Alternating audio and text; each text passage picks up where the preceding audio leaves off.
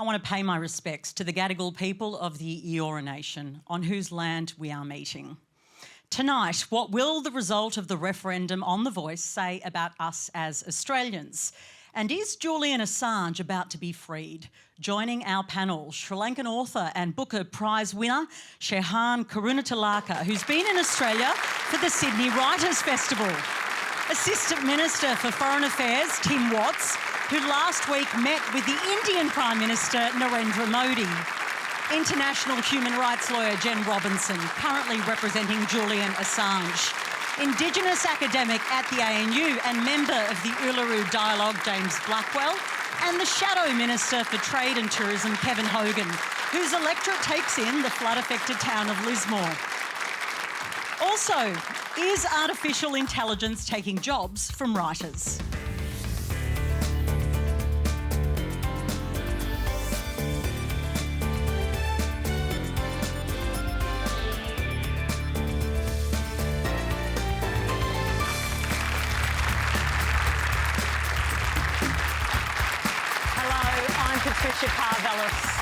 It's a pleasure to be with you tonight. And remember, you can live stream us around the country on iView and all the socials. Quanda is the hashtag. Please get involved. A little later, we'll discuss Julian Assange's bid for freedom, which is the topic of our online poll. We're asking you, should the Australian government make a deal with the US to bring Julian Assange home? And you can cast your votes anonymously on the Q+A Facebook, Twitter and YouTube accounts, or the ABC News Instagram account.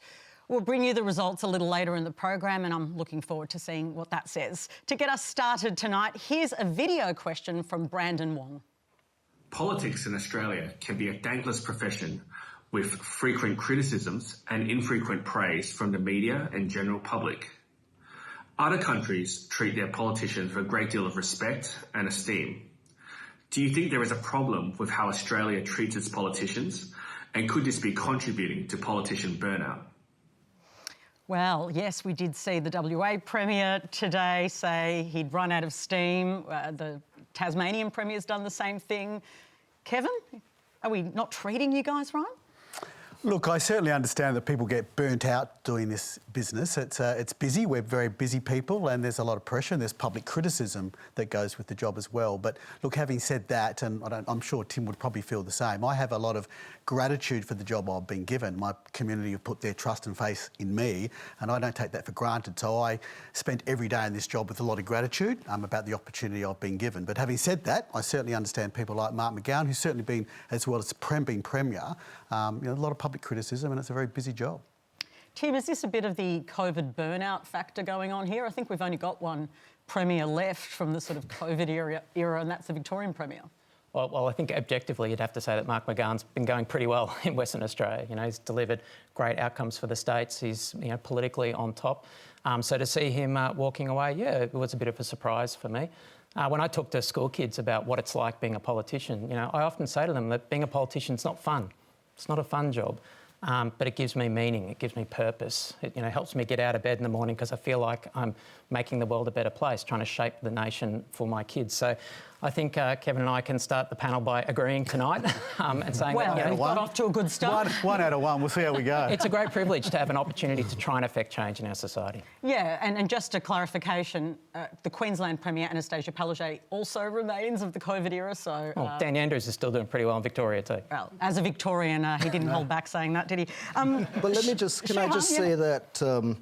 it's wonderful to see politicians resigning, because this stuff never happens in my part of the world, for moral reasons or otherwise. And that's why it was so extraordinary that last year we had a president, the finance minister and the prime minister resigning. But we had to get the entire nation on the streets screaming and storming down the palaces to do that. And with our politicians, we do treat them like rock stars. Every Sunday newspaper, you have double spreads to them, usually talking about whose fault it was, not theirs. Someone else is pointing fingers. And to see a politician resigning for overwork, Sri Lankan politicians have been accused of many things, but working too hard has never been one of them. So it's wonderful to see that, a democracy at work. Yeah. But do you really think, though, political burnout, I mean, is that genuinely a thing that you think we're seeing more of because it's been accelerated by the crises we've seen? Well, I can only talk to my Sri Lankan experience, and we can't seem to get rid of them. We would like a few of them to burn out, fade away, whatever, but we seem to be stuck with them for life. Funny. So, I don't know. That's funny. All right, next we'll hear from Saim Saeed. Hello. As someone who upholds the freedom of speech and right to religion, my question goes to the panel. Was it wrong for the Australian government to quickly embrace Prime Minister Modi at a time when the Indian government is overseeing a rise in authoritarianism and prosecution of minority groups? Tim Watts.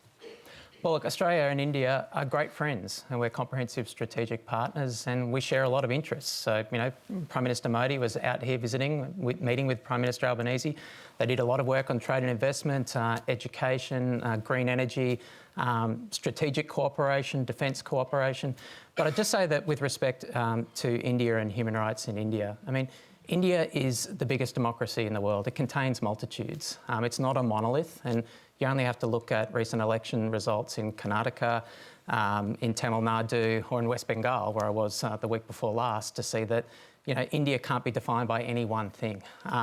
So while we had a really rich bilateral agenda when Prime Minister Modi was out here, human rights issues are a frequent topic of discussion between our countries. But when we raise those topics of discussion, we're conscious that no country is perfect on human rights. Australia is not perfect on human rights. But we do expect all countries to protect and promote human rights. And when we raise those issues with India, we raise them directly and we raise them privately because we think that's the most effective way to advocate with a friend on these issues. OK, they can be friends, and they certainly were, and the Prime Minister visited Australia. It was a significant moment. But did the Prime Minister go a little overboard? It was kind of next level, wasn't it, the level of welcome that the Prime Minister Modi received? Well, I think the relationship between Australia and India has never been stronger. Called him the boss. Well, this was a Bruce Springsteen gag, to be fair. That was a reference to the level of applause that Prime Minister Modi got at Kudos Arena. I have to say that they read my name out at the arena as well, and I didn't get quite the same ovation. It was polite, you know, I'll take it. But look, I mean, you know, Prime Minister Modi and Prime Minister Albanese have met 6 times in the last 12 months. That is a record between our nations. It's a really significant time. We share interests, we share a perspective in the way that the Indo-Pacific should work. Jen, is it fair enough?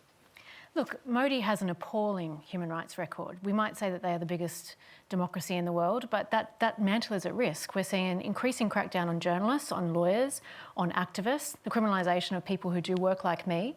I've got friends and colleagues who are at constant risk of criminalisation and arrest for doing the very same work that I do. We're seeing increasing discrimination against Christian and Muslim minorities, and our relationship with India cannot be at the cost of human rights. And I share the concern of many of the Indian Australian community here about the way that Modi was received, and I would like to see the Australian government, and I think the Australian government should be taking a firmer stance when it comes to human rights in India. James, your area of expertise is diplomacy, Indigenous diplomacy. Do you think that Anthony Albanese could have handled this visit differently? Yeah, look, I mean, if I got the kind of reception Modi got from my friends, I'd probably have a lot better friendships with some of them.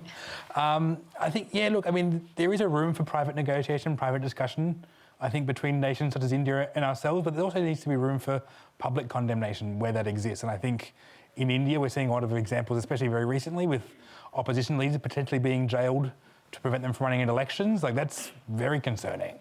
And, you know, we may be friends with India, we are good friends with India, but if your friend is exhibiting toxic behaviour, you don't just let them get away with it and invite them to your house and throw them a big party. You call them out on it publicly and privately. Why do you need to do it publicly? I think it sends a message that as Australia, we are an international actor that has some standards, that we have a level of behaviour that we should ascribe to. And of course, we don't always ascribe to that here in this country. We have a lot of problems with Indigenous people and human rights, and Tim alluded to some of that stuff, and it's entirely true. I know that firsthand, it's entirely true. But it doesn't mean we shouldn't be trying to reflect better behaviour overseas as well as we're trying to reflect better behaviour at home. Kevin? Look, I'm going to go 2 for 2 and agree with Tim on this, PK.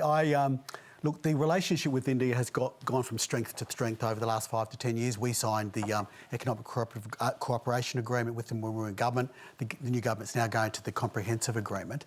And what that's doing with the Quad as well, which we initiated, is that's making the friendship and the relationship between us stronger. And that is a good thing and a great thing for us on a number of facets. They're a democracy like us as well. That being said, I certainly acknowledge no country, and as Tim alluded to, we're not a perfect country. India aren't a perfect country. No country is. But if you're taking an issue with a country and take a message to them where there's a strong relationship, that message will be better heard than if you have a weak relationship. So I think the fact we're building the relationship and it's getting stronger means we can go with them to other messages. So you were comfortable with the way that the Prime Minister handled this trip? I thought the Prime Minister and the way the whole thing was handled was excellent. Shehan?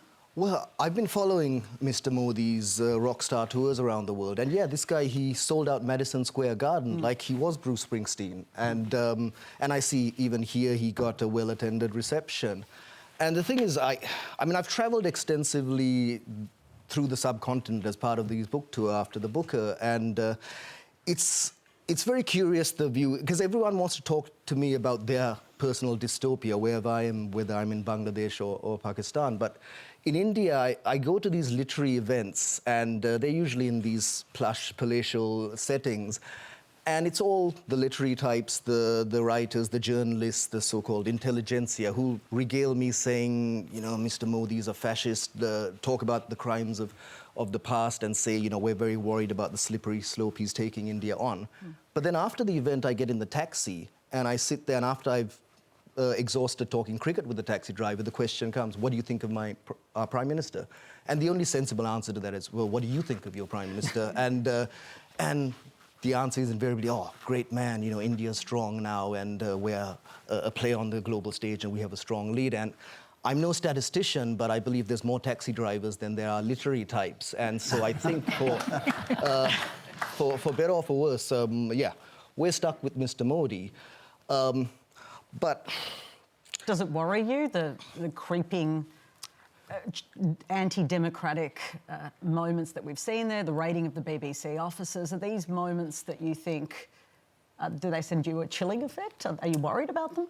Thing is, we're used to this kind of thing. And I can again look at, if I look at the last phase of Sri Lanka's war, we very clearly turned towards China and turned our back on the West and the human rights organizations to finish this war. And the thinking even amongst Colombo intelligentsia was, well, you know, at least the Chinese, they don't care what you do in your backyard. They'll sell you the hardware. It's all about business, so-called mutually beneficial. We don't read the fine print. But, and when these allegations, Sri Lanka's, you know, had human rights allegations from all fronts, and the tendency, the pushback is very predictable and very obvious, and it is, well, how can America lecture us about human rights? How can the British Empire do that? And that's why maybe we're having these small countries like Sri Lanka going towards China, because we know that China is not going to make those statements. And I do feel that, you know, this is all whataboutery, obviously. But the reason that argument has teeth is because we all know that these principles are not applied across the board. The West will quite happily do business with despotic regimes that have scant regard for human rights. So the inconsistency means that people don't trust the system? Well, it's the question of, you know, you'll do trade, arms trades with the likes of Saudi Arabia and Israel, and human rights will not be on that agenda.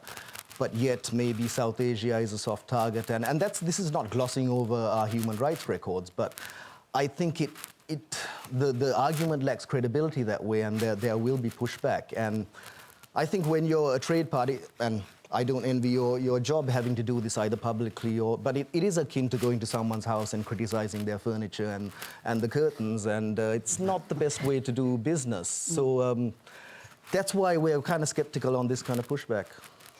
I want to go to another question, and this question's from Shira Seban. As a migration agent working for charitable law firm Human Rights for All, we have Sri Lankan Tamil asylum seekers as clients who are still dealing with the aftermath of the Sri Lankan civil war for having had links to the Tamil Tigers. But numerous human rights organisations continue to report that Tamil prisoners are being interrogated and tortured, including sexual torture, in Sri Lankan jails. So how can the Australian government justify its continued forcible return of Tamil asylum seekers who come here seeking protection? Tim, I'm going to put that to you. Sure. So let's put this in the broader context. The Albanese government is implementing our election commitment to provide a permanent pathway for Australians who have been in our community on these temporary visas, temporary protection visas, the SHEV visas, for sometimes up to 10 years. We've objected to those visas for a number of reasons. They leave people in an intolerable limbo. You know, you can't get on with your life, you can't get a home loan, you can't get the job that you want, your kids' educational opportunities are limited, you can't sponsor your family to come out here, there's no pathway to citizenship. So we were clear that we were going to provide a pathway to permanency for people in that situation. Now, that said, that's a pathway for people on TPVs, on SHEVs. So it's a pathway for people that our protection obligations applied for.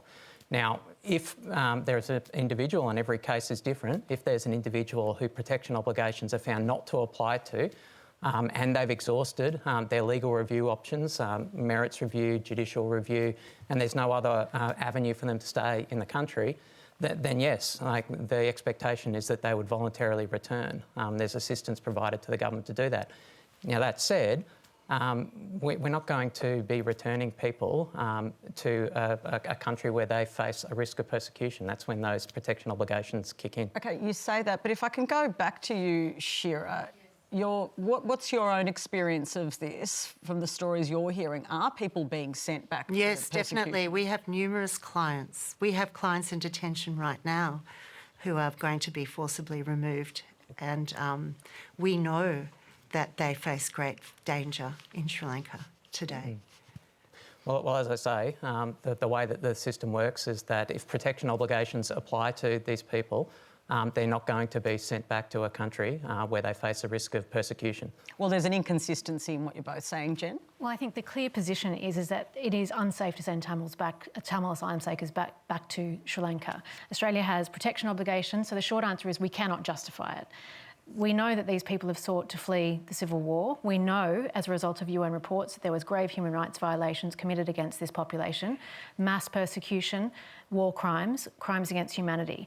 Recent times, UN has reported that the risk of recurrence of this violence and the persecution is present, and this is ongoing today. We cannot justify sending these people back. We have obligations to them. We cannot send them back to further persecution and human rights violation, and it's important that we recognise this and be clear about that. Shehan, is this an issue that gets any headlines in your country, people returning? So this is the telling thing. These stories do not play in Sri Lanka.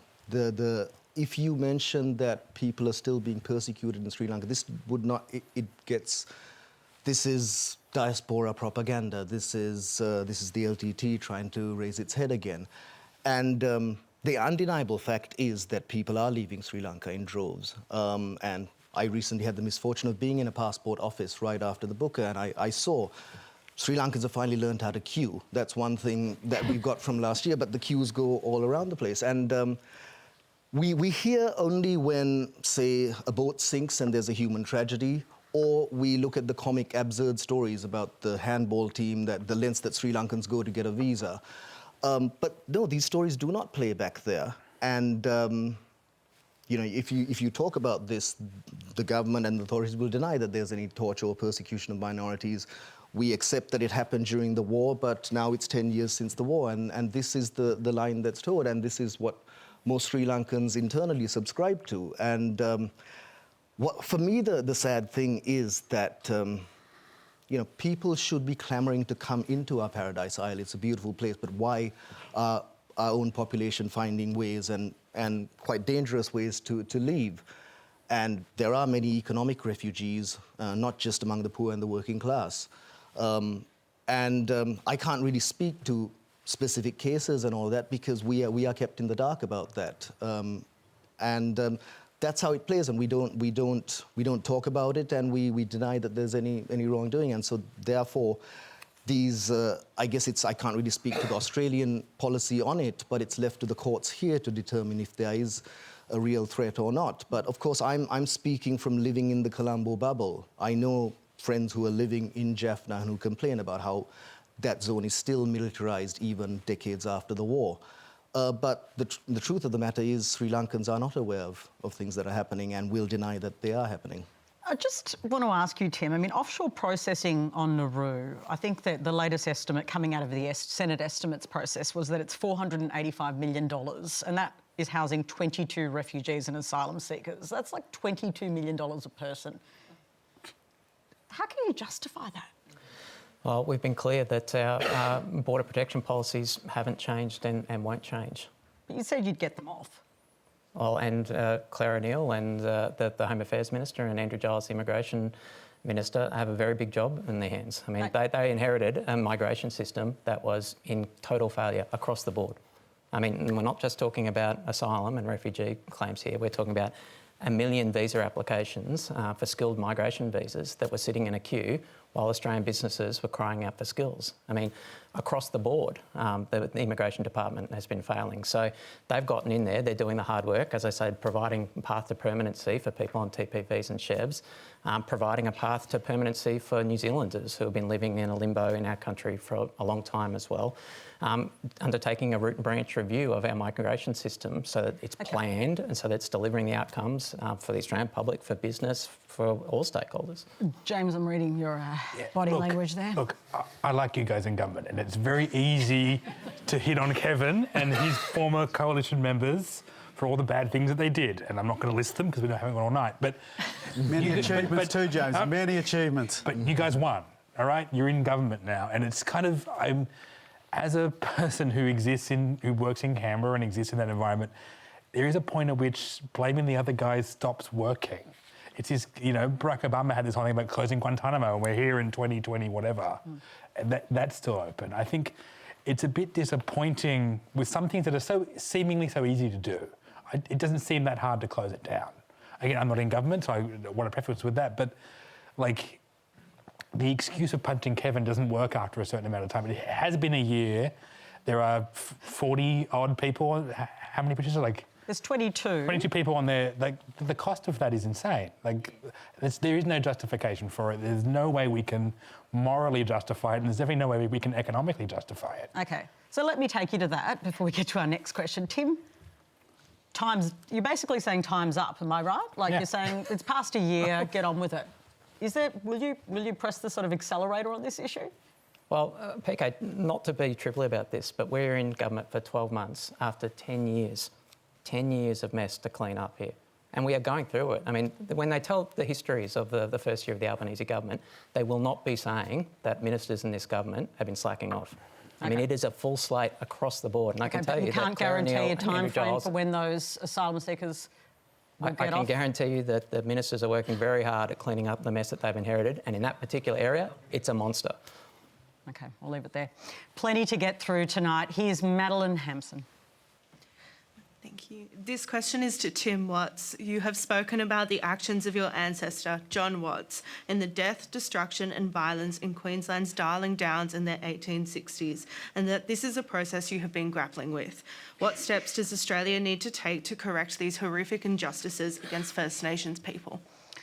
And just for a bit of the backstory here, Tim, you gave a speech. This was a speech supporting the Voice to Parliament referendum, and you told what was an extraordinary story about your ancestor.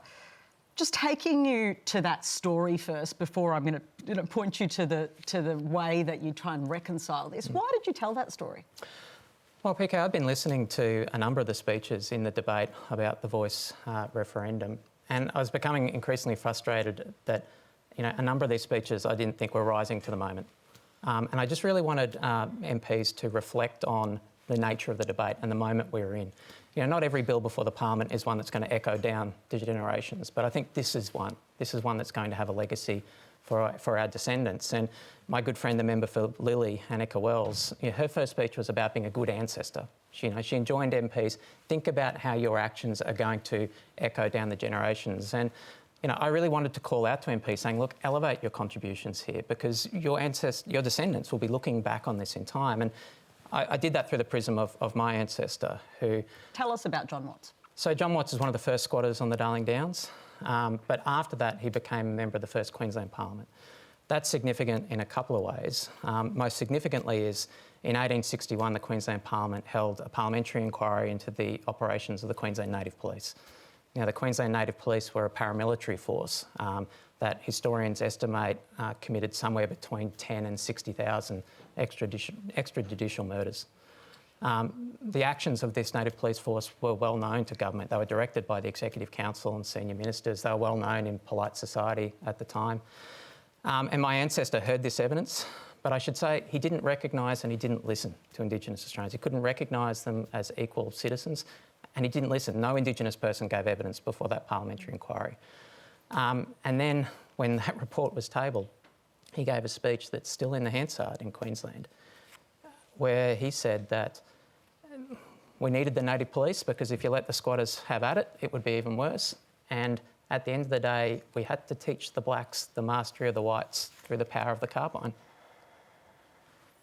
Now, I mean, I'd read that and I'd read his diaries and, you know, I wrote that speech.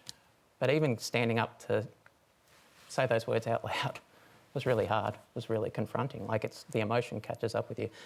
And I really just wanted other participants in this debate to think it through that prism. Think about how to be a good ancestor. You know, don't meet the gracious gift of the Uluru Statement from the Heart. What an act of generosity in the face of that history to provide this pathway forward for healing and for unity for our country. You know, don't respond to that with bush lawyering and internet conspiracy theories and dog whistling. You know, rise to the moment. This is a moment that we can all grasp and do something that will echo down the generations. So how do we correct... So that very powerful story about your ancestor, John Watts, and it was really powerful. Thanks for sharing it here as well. How do you correct those horrific injustices? Is it just the voice? What else do we need to do? Well, I think that the voice is our pathway forward. But you know, the Uluru process... How else do you deal with that horror, that horrific history?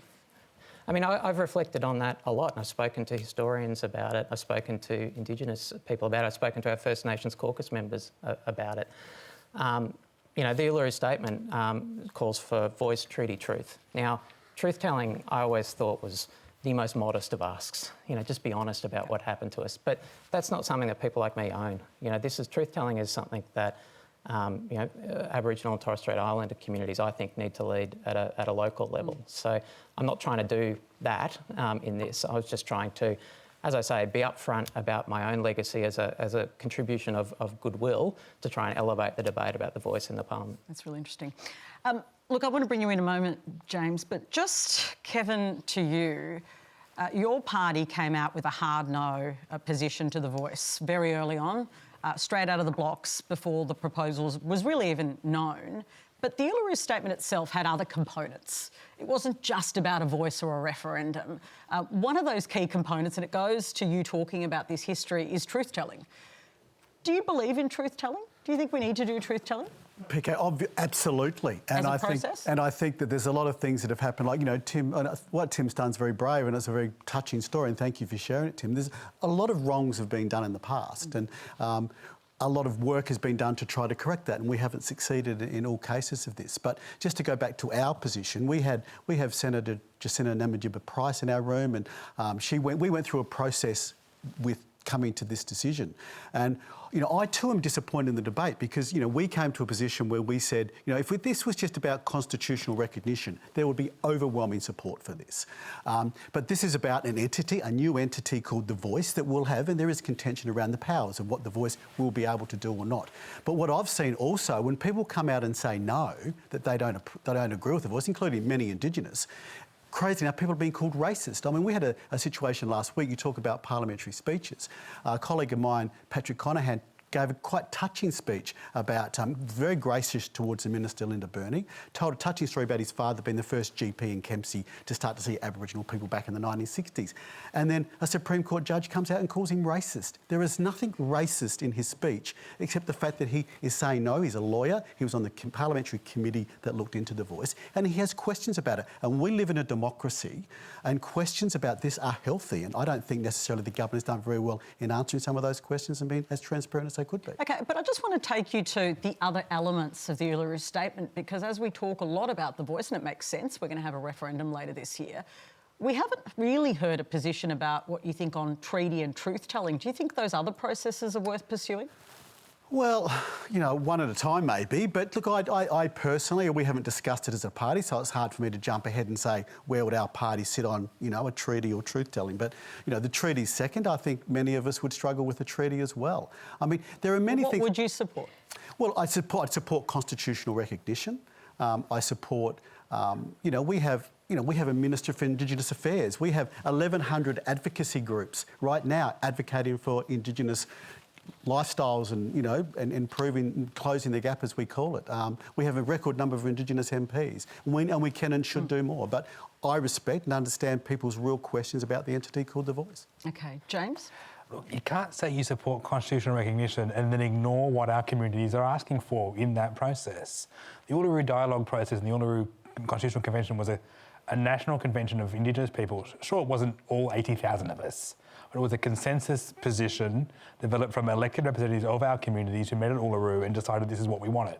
And polling since then has confirmed that 83% of our communities want this voice. This is what we want in the form of constitutional recognition. It was the Turnbull government that set up the process to ask us what we wanted. So it's very odd to hear this argument that, oh, we want the constitutional recognition, but the thing that we actually want, oh no, you can't have that. No, you can't have that. It's too much, too far. And also this idea that, I mean, it's fine to have questions about the voice. Well, we all have questions about it. There's some detail we won't know until after the referendum. But you guys didn't wait to have them answered. You answered them yourselves in November. We're now in May. That's a good 6 months. You didn't give anybody the time to really explain what it was. You kind of jumped in 6 months, half a year ahead of the process before we even had a bill before the Parliament. So it's a bit disingenuous to kind of go, oh, look, we decided based on what was out there. Well, what was out there in November is nowhere near what's out there now. We have so much more information now than we did 6 months ago. And I'd make the argument we had all the information 6 months ago, but this point that, you know, look, Jacinta Price is a good representative for the NT. People voted for her, obviously. She's an elected representative, but she has a voice. We hear from her a lot. You know who doesn't have a voice? My aunties, uncles, cousins, grandparents. They don't have a voice. They don't get heard by you or by Tim. They don't get heard by the Parliament on what issues are facing them in Wagga Wagga or Young or Gundagai or Wangaratta. None of that gets brought up. But, you know, so it's a bit of a disconnect. You know, our communities have said we feel voiceless in our own communities. The people we're sending to Canberra have dual mandates. You know, I have a lot of respect for the Indigenous parliamentarians, but they're not just there for our communities. They're there for their electorates, they're there for their parties, they're there for other interests. You know, the system that we have now, that we've had for the last 250 years, hasn't worked. I don't think anybody on this panel would agree that what we have now is working for. Do we all agree that what we've got isn't working? Okay, so we all agree on that. We all agree on that. Then what should the solution be? Well, the solution from the Uluru Statement, and again I'm wearing the T-shirt quite obviously, is that... You're very subtle. Very subtle. I'm very subtle about it. But the solution was to come and ask us. The Turnbull government and Bill Shorten at the time, the opposition leader, went to our communities, what do you want to see? What does this mean to us? What does constitutional reform mean to us? And we, through a process of very active citizenship, came forward with the Uluru Statement, this poetic, graceful request that we be heard on the matters that affect us and that we be heard by authentic representatives from our community. The detailed questions are almost irrelevant to this. It's about the principle of, do we want to listen to First Nations peoples on issues that affect us? If we do agree with that principle, then we should be listening to us on The Voice, because that is what we've asked for repeatedly for 6 years. It's not a surprise to anybody. Yeah. And if you can just answer this briefly, you said you don't think treaty would be something you'd support either. You're against the voice being enshrined in the Constitution. So is truth-telling something you are open to? Well, again, I'm happy to look. We're happy as a party room to consider everything. What do you think? I'd be jumping the gun. I mean, I don't know all the details of how truth-telling would work and what that would involve. But just to go back to James' points about the referendum, I mean, this was always going to be a debate, and there was never going to be 100% agreement on this. And I think the debate is really healthy. You know, I'd go to say things like the cashless welfare card in some of the more remote communities was working really well, and some of those communities wanted that and wanted that kept, and that got removed. So there's always going to be debates about this, but you know, there's often been a discussion about the tone of the debate. I heard the Prime Minister today, apparently allegedly, is going to come out tonight and call people chicken littles or doomsayers if you're saying no to the voice. Now, that type of language demeans the really important debate that we have to have. But can we also talk about the effect of this debate on First Nations people? And I want to recognise and pay respect to all First Nations people here and watching online about how difficult it is in 2023 to be having a debate in this country about whether the First Nations people in this country deserve to be constitutionally recognised and heard on the issues that affect them. It is astonishing to me that we haven't got there yet. And this is a test of the character of our nation. We have historic racism. We've heard about the dark history, about the history of dispossession, colonisation, murder. This is the dark history of our country that we need to recognise. We need a truth-telling process. But first, we're going to get the voice, and we need this voice. These historical wrongs are continuing today, incarcerated at higher rates than any other population in the world. Rampant racism, and I want to also express my solidarity with Stan Grant for the abhorrent racism he has faced, and to other First Nations public figures who face the same. Our country is not doing well on this. We need to do this. It is in the interest of our country. It is in the interest of a just and fair country. And it's not enough to say, well, if you don't know, vote no. This is a democracy. Educate yourself. This is a generous offer from Indigenous Australians. It is simply ensuring a voice. Parliament retains control. Parliament will determine the detail. That is contentious. Just like we have a constitution which allows the power to make taxes, and we have a whole set of legislation which Parliament controls to determine the detail of it. This is no different. It is not a difficult ask, and we absolutely need to get there. It's not. Kevin, we do know that the Parliament will design it. Pardon? We do know that the Parliament will design it. That's a fact, right? The Parliament will design the voice. Yes, but we don't know exactly how that's going to look. No, but you get to decide. You get a vote. Well, yeah, but, you know, we're voting on it before we know how it's going to look. And there is contention to say, look, this is more than recognition. As I said earlier, if this was about recognition of Indigenous people in the Constitution, that would go through without a whimper, right? If this was the approach taken in the 1900s, we would have never federated. I mean, how's this High Court going to work? This is there's so much information about the way the voice is going to work.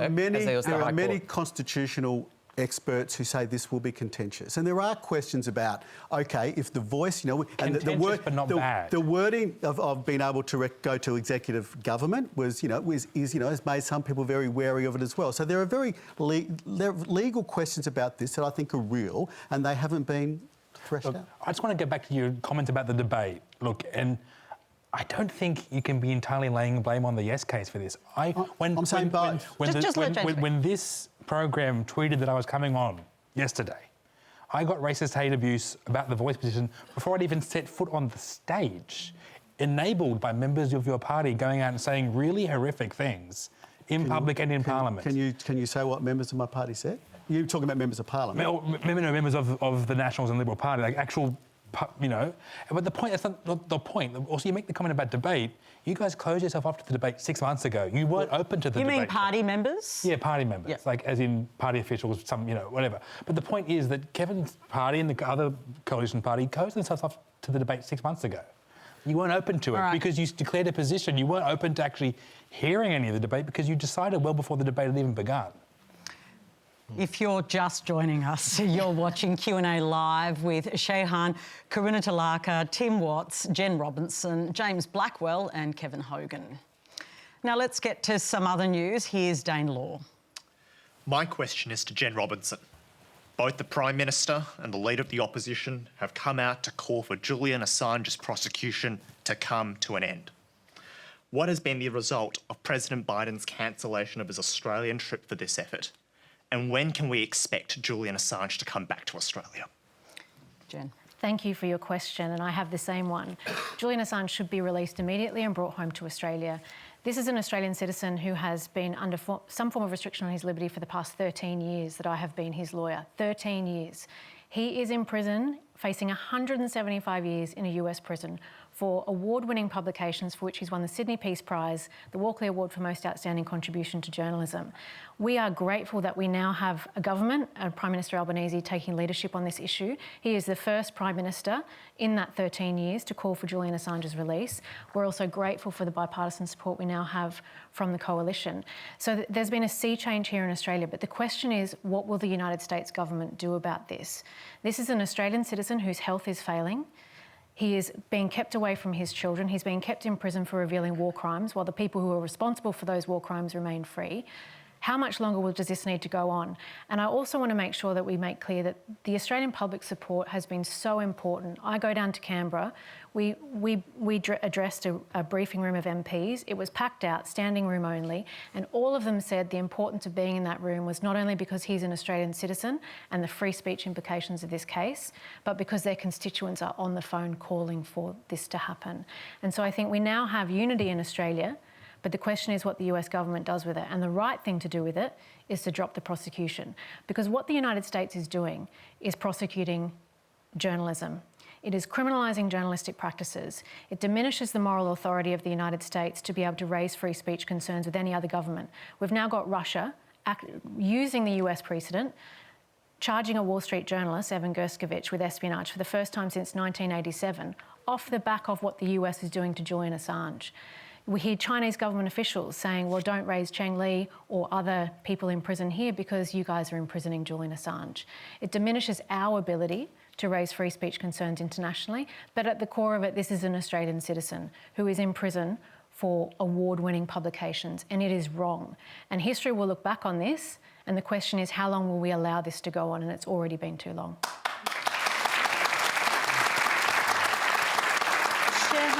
I'm wondering what your thoughts are on this case and the obligation on the United States, as a very close ally of Australia, to hand this man over. So in South Asia, we watch, Julian Assange, divisive figure that he may be, he is a hero to many writers in South Asia because freedom of speech is not something we take for granted at all. And, you know, the period I was writing about in Seven Moons is about times when journalists were abducted and tortured and killed. And this happened throughout the war. And as recently as 10 years ago, even after the war, speaking truth about the past is dangerous. And you had cases where iconic editors were gunned down in broad daylight. And you're always conscious of this when you're writing. And I've been often asked why, if I'm writing detective novels, why there aren't any detectives in the novel. It's always the journalists who are the heroes. And it's simply because I think in South Asia, we don't have a Sherlock Holmes or Poirot who twirls his moustache and solves the crime, and the murders are often unsolved, and it's the journalists who go in at great cost to themselves, truth-telling, trying to find the truth to it, and end up paying with their lives. And for some reason, after 2015, Sri Lanka seemed to be emboldened. Maybe it was the rise of the internet, maybe it's because we had a government that restored press freedoms. But suddenly you had people literally on the street shouting abuse at these figures who we feared 10 years ago. But the thing is, I think in South Asia, we're watching this case with interest because we know what happens if, and myself included, even though I hide behind fiction and hide behind fictional characters, I'm very wary about making comments about contemporary Sri Lankan politics or even the end of the war. And so this luxury that you have, and the fact that journalism has been criminalized in our parts of the world, and so we are looking to you to see, and looking to the West to see how this case is prosecuted and how it ends up. Tim Watts, when does he need to come home? How quickly does he need to come home? Well, the reality is that the legal proceedings that Mr Assange faces, the Australian government is not a party to. They're legal proceedings of another country, and we can't intervene in those, as they can't intervene in our legal proceedings. The Prime Minister has made very clear his view, publicly and directly, to both the US and the UK government, that his view that these proceedings have continued for far too long and that they need to be brought to a conclusion. I think it's notable the breadth of the political coalition calling for Mr Assange's legal proceedings to be brought to a conclusion. I can't think of a more peculiar alignment of political ideologies lining up on this. And I have to say that within that coalition, people do not all agree about the merits of Mr Assange's individual actions. What people do agree on is that this has gone on for far too long and it needs to be brought to a close. Will there be a deal? We have made it absolutely. The Americans are in no doubt about what our view of this issue is. Okay, if we're to use what you've just said, they're in no doubt, and we're a close ally. Don't they owe it to us then to do this? I mean, isn't that what you do with a close friend? Well, friends frequently disagree.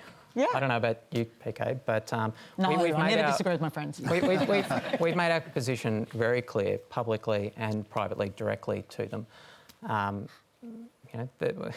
There's some of the cases that people draw analogies with, saying, that was brought to a close. That occurred at the end of legal proceedings. Mr Assange legal proceedings haven't come to a conclusion yet. That does sometimes present some constraints.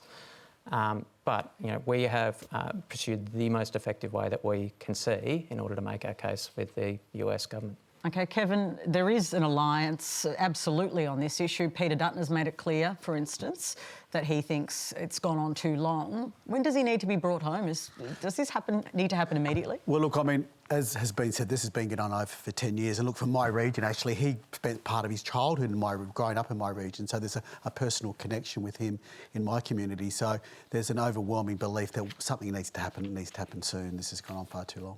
OK. Jen, you happy with that? Well, I would just say that we need to make sure that all of our MPs, the opposition, keeps the pressure on our government. We have had situations where the Australian government has resolved these cases. If the Australian government, the Howard government, was able to bring David Hicks home, he faced terrorism charges in the United States and was in Guantanamo Bay. We are talking about a journalist, a publisher, a member of the media union here in Australia who is facing prosecution for publishing information, publishing truthful information. And the government needs to continue to make it the highest political priority. And we can bring you the result of our online poll now. We asked you, should the Australian government make a deal with the US to bring Julian Assange home? Almost 8,000 of you responded. Here's how you voted. 79% of you say yes, 13% say no, and 8% are unsure. Now, let's hear from Sam Ha. As a high school student intrigued by Australia's relationship with China, the lift on the ban on timber was great to hear. Yet there is still a disturbing rise in China's use of economic coercion in the Pacific, possibly threatening Australia's security. How can Australia strike a greater balance between trade while keeping Australia safe from China's military advancements? Kevin, I know you've been very exercised around these issues. Yeah, look, it's a very complex situation. We have an unusual situation where we export over 30% of our goods and services to China and have done even when the relationship went a bit cold there for a while. So this is a delicate relationship. So, look, I think the thawing has been healthy. I think the government has done some good things with the thawing. I even applaud the fact that I think the Prime Minister should, if he's invited, go to China at the end of this year with around the 50th anniversary to keep dialogue as always healthy. That being said, I believe that China still have many trade coercive policies against us. Punitive tariff measures shouldn't be in place. So I'm the Chinese ambassador. I actually had lunch with the Chinese ambassador a few weeks ago, and he's asked me to go to China this year, which I will take up if that's appropriate. But also, China have asked Australia and other countries to start a working group to help their extension to what we call the CPTPP. That is a multilateral trading group that's based around the Pacific, but the UK have just joined it as well. So I would be saying to the government that at the moment, while they have those punitive barriers and tariffs against us, that we should not lift a finger or do anything to assist China starting a process to apply for the CPTPP. They are using trade coercively. This isn't an Australia-China thing. It's a China-Japan thing, a China-Canada thing, a China-Lithuania thing, a China-South Korea thing, where trade issues have come up. So I think we need to be much tougher with them about trying to gain extension to things like the CPTPP. You mentioned that you do support the Prime Minister going to China. I've heard that some argue that there should be a condition on that they have to lift trade sanctions before he goes. Do you think it has to happen in that order? Well, not necessarily. I think him going is healthy. I think if he has, head-to-head meetings, and again, this is about chatting and about dialogue and about relationship building, and I had a chat to the Minister before he went to China a couple of weeks ago. So, look, I think that's healthy. So, obviously I wish everything was dropped tomorrow. I think everything should be dropped tomorrow because I think it's all illegal, what they're doing. We are into a rules-based trading system. As a small trading country, it's been very beneficial to us, open trade. So, but the CPTPP, I mean, the Chinese ambassador has said, let's start a working group, let's Australia be part of that working group. I don't think we should go anywhere near it, and we should make sure the CPTP as a group don't even start the process while they have these illegal, what I think are illegal and punitive tariffs and barriers. But you give the government credit for the thawing of the relationship? Yeah, look, I think good things have happened. There have been some relaxations of some of them. I think China itself looked at it and thought the wolf-warrior diplomacy wasn't really working. It was win-win to drop some of those. So, look, it's been a healthy trend, but we need it to happen it's been very slow, though. James, how do you view it? Obviously, we're walking a very fine line here, aren't we? Yeah, I mean, firstly, what a very Stan Grant question of you. Sorry, it's a... I'm channeling him. Absorbing his energy today, yeah. Look, it is a very fine balance. I think it is good that the government's had this thawing relationship. I think a lot of the discourse around China over the last couple of years has not been healthy. You know, we saw with the Solomon Islands Pact, some commentators saying we should go to war with China or invade the Solomons over the issue. You know, very kind of concerning stuff. You know, this kind of hyper fear around China. So it's good to see that kind of the tone has you know, sort of changed a bit.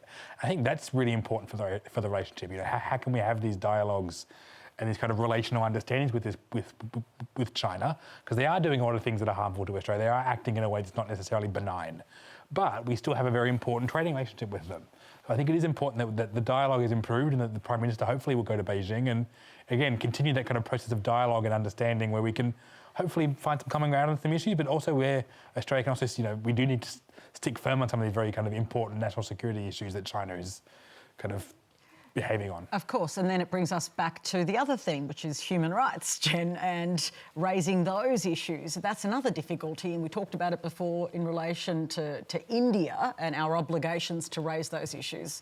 How do we manage those significant issues, for instance, the Uyghurs? Well, look, I think engagement with China is important, and I'm pleased to see our government taking a different stance. The warmongering and the beating of the war drum with China that we saw from the previous government and in some parts of the media is incredibly troubling.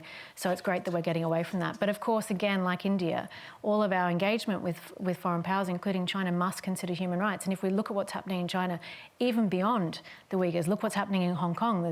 There's the fastest growing political prisoner population anywhere in the world is in Hong Kong right now. They're closing down the media. Apple Daily, my client, is in prison. Jimmy Lai facing life in prison for publishing the truth. This is problematic, and this should be part of our engagement with China. Our next question is a video from Marie-Louise Fraser. My 95-year-old mother was evacuated from Fremel's nursing home Lismore, along with 60 other residents. These older Lismore citizens have since been scattered over the area 40 to 70 kilometres away and now ask when will they come home. We've had no communication and there seems to be no interest to bring these older residents home to Lismore. Is there a plan to bring them home to Lismore? Well, interesting, Fremel's. My mother-in-law was in Fremel's herself the night before that event, but was in hospital the night of the event, so wasn't there, but couldn't go back. So Fremel's itself will not be going back to where they were. The issue now in Lismore and other parts of the Lower Richmond Valley is that insurance now is unattainable. So there's significant, there's a huge school in Lismore too called Trinity Catholic College, and a lot of others who now just can't get insurance to move back into the locations they were. So, you know, just to remind people, Lismore and the Lower Richmond went through what is probably going to be, was classified as Australia's biggest natural disaster ever by the Insurance Council of Australia. Peter Cosgrove went there not long after and said the intensity of damage there was comparable to Cyclone Tracy. So this is a significant event that I think will take 4 or 5 years for us to recover from. There's much happening. It's all happening far too slow. Insurance is an issue. Credit's now an issue. People are living in their houses, and so you're talking now a year on, and people still, in many cases, do not know what assistance they will be given. Will they be given money to rebuild? Will they be given money to move, house raisings, resilient rebuild? They still don't know in many cases. So this has been far too slow.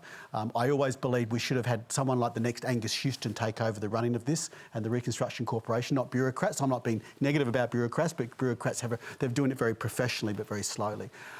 So the story for me, and LISMORE and the Lower Richmond is we are going to have a report from the CSIRO next year, a hydrology report, which within that will have engineering solutions to lower in the next flood. This has cost the community, this event, about $15 billion, whether it be taxpayer-assisted grants or insurance council, which means your insurance costs go up or whatever.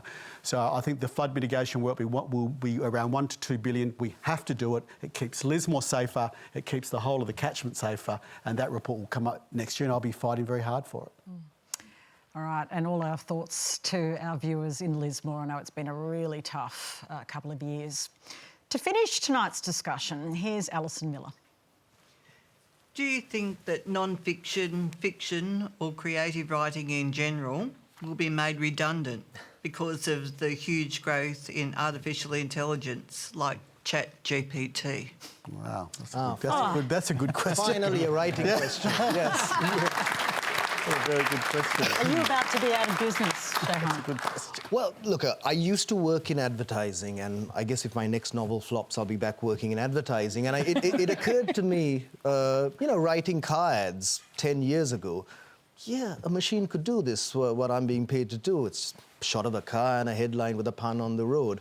And I have dabbled with ChatGPT. I've asked it, how do you follow up a Booker Prize-winning novel? And I've tried. The results, not too inspiring at the moment, but of course it's going to get better. But the thing is, if you ask me about geopolitics, the thriller writer in me thinks that, things are geared up for an armed conflict. It's not going to turn out well. You asked me about climate change. I'm not sure we're going to claw ourselves out of this.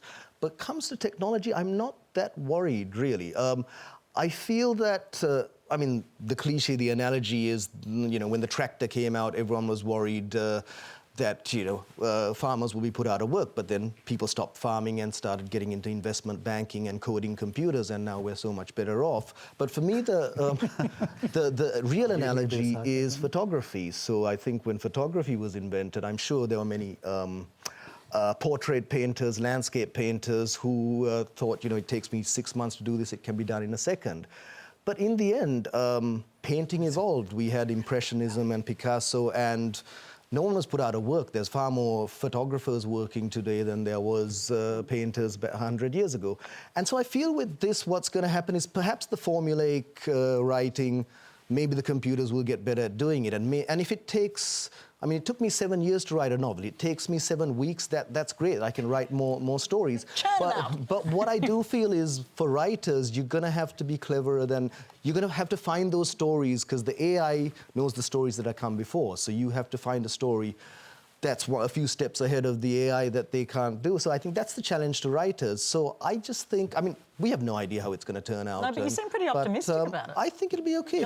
If I can churn out 7 novels in a year, that's fine. I've been freaking out about it, but you've really calmed me down. I think we'll be fine. James, you're an academic. You do a lot of writing. Are you worried about it? Look, it's definitely caused some concern with some colleagues about university assessments and whether we go back to exams and in handwriting. I'm a bit like Shehan. I think I kind of am positive about the idea. One, the technology is not that great, so we're not at the level where I'm worried. But hey, if I can turn out my work in 7 weeks rather than 7 months, perhaps I can get back to farming. And I love a good garden, so I might be able to revert back and get back to my tomatoes rather than be at a desk investment banking all day or something like that. OK, so that's all fun, but Jen... to make you put your serious pants on. As a lawyer, there's a lot of chat about how AI is going to make us obsolete, but I don't think anyone's going to complain about that. So no one has any sympathy for lawyers. OK, do we need a regulation around this? I feel like we're often a little slow. Look at social media. It sort of went off, and now we're like, oh, we should have thought about that. Should we be thinking about how to regulate? This is when I sound like an old fogey, PK. I was a geek before I was a politician, right? So I've seen these tech hype cycles before, and AI is about the frothiest part of the hype cycle bubble at the moment. For people that actually understand the technology, these large language models, all they do is guess the next word in a sentence. There's no understanding. There's no insight. I reckon they're a threat to bad writers, as Shehan was saying. But Shehan, Michelle de Kretzer, Richard Flanagan, they're okay. You're never going to get an insight into the human condition from ChatGPT. You're never going to better understand what it is to be a human being from one of these AI models. from guessing the next word in a sentence. It's pretty rudimentary stuff. Kevin, are you going to be replaced by robots? Maybe not politicians. I don't think we'll let that happen. But look, I think it's going to be very... You think you're here to stay? Well, the profession. But it's going to be very disruptive. I mean, the internet was exceptionally disruptive. Cutting and pasting things was very disruptive to a lot of people as well. But look, from it's going to be many challenges, but it's going to be very exciting as well. Some professions are going to be able to do jobs exceptionally quicker than they otherwise would be. So, but there's some challenges with it, absolutely. Okay, so you're all quite upbeat about it all. What's going on, panel? It's writing AI, not surveillance AI, right? It's not cameras in the streets observing my movements. It's a little machine that writes out really bad undergrad essays. I'm not too concerned about that. No. I have a lot of students give me really bad undergrad essays. I'm kind of used to that. Okay, a positive note to end on. And that's all we have time for. Thanks to our panel, Shehan, Karunatilaka, Tim Watts, Jen Robinson, James Blackwell and Kevin Hogan. Thank you for sharing your stories and questions. Next week, David Spears will be with you from Newcastle. On his panel, former Newcastle Night star Alex McKinnon, Minister for Aged Care and Sport Annika Wells, Shadow Minister for Climate Change and Energy Ted O'Brien, Newcastle Mayor Nuatali Nelms and University of Newcastle Provost Vice-Chancellor Nathan Towney. Head to our website to register to be in that audience. And I'll be back with you on Monday, June the 12th. Good night.